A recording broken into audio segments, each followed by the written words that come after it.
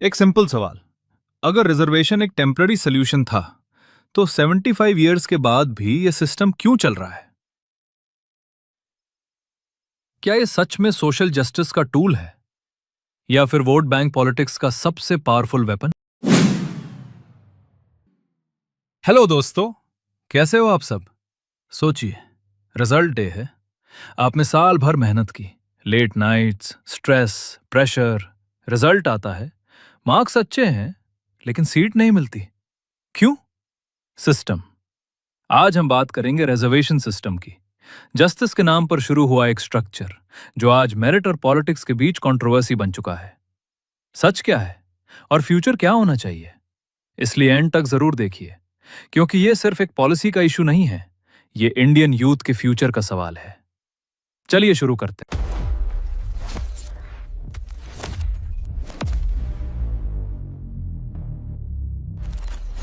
Reservation system का original purpose था historical discrimination को कॉम्पनसेट करना।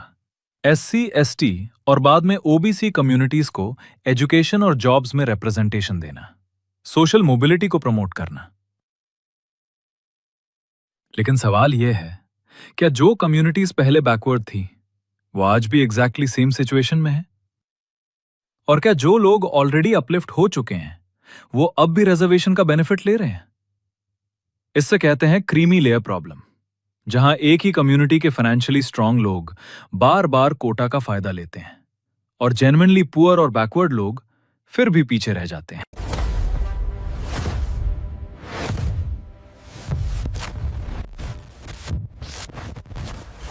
तो क्या रिजर्वेशन एक सोशल जस्टिस है या एक पॉलिटिकल टूल? आइए समझते हैं।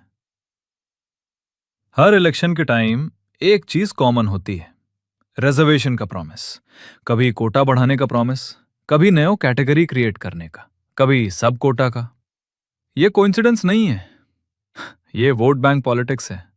जब भी कास्ट सेंसस की बात होती है या रिजर्वेशन रिवाइज करने का प्रपोजल आता है, पॉलिटिक्स एक्टिवेट हो जाती है, क्योंकि रिजर्वेशन सिर्फ पॉलिसी नहीं, पावर इक्वेशन बन चुकी है।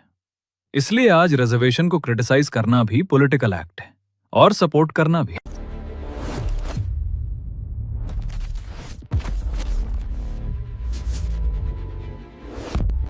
अब आते हैं सबसे सेंसिटिव इशू पर, मेरिट वर्सेस रिजर्वेशन।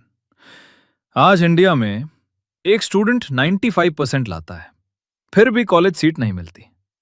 दूसरा स्टूडेंट कम मार्क्स लाता है, फिर भी सेम सीट मिल जाती है।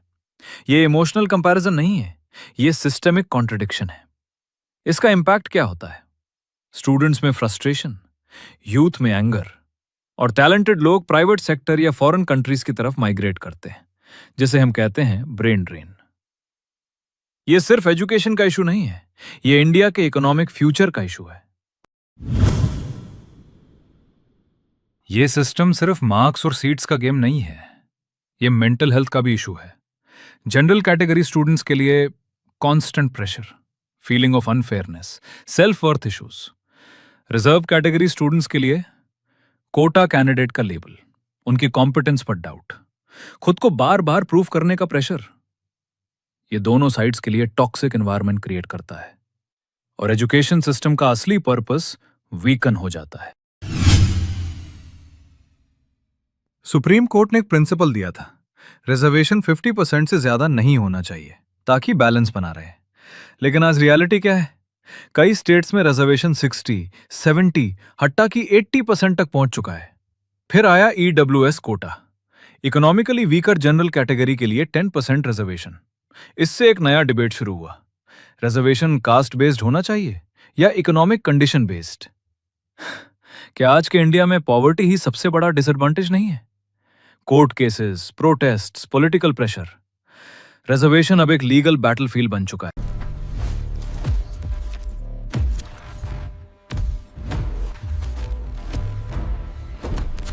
अब सबसे इंपॉर्टेंट सवाल, क्या रिजर्वेशन सिस्टम खत्म होना चाहिए या इससे रिफॉर्म करना चाहिए? एक्सपर्ट्स कुछ सजेशंस देते हैं। क्रीमी लेयर को स्ट्रिक्टली अप्लाई करो, एजुकेशन के अर्ली स्टेज में सपोर्ट दो, coaching, scholarships, better school quality. Reservation को पीरियोडिक रिव्यू से लिंक करो, पॉलिसी को डेटा ड्रिवन बनाओ, इमोशन ड्रिवन नहीं। गोल क्या होना चाहिए? इक्वालिटी ऑफ अपॉर्चुनिटी, ना कि इक्वालिटी ऑफ आउटकम।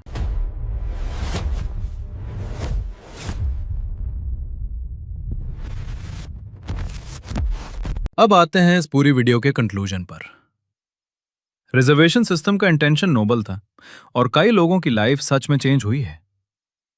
लेकिन जब कोई सिस्टम क्वेश्चन से इम्यून हो जाता है, तब वो रिफॉर्म के लायक नहीं बल्कि डेंजरस हो सकता है। आज का इंडिया एक नए फेज में है।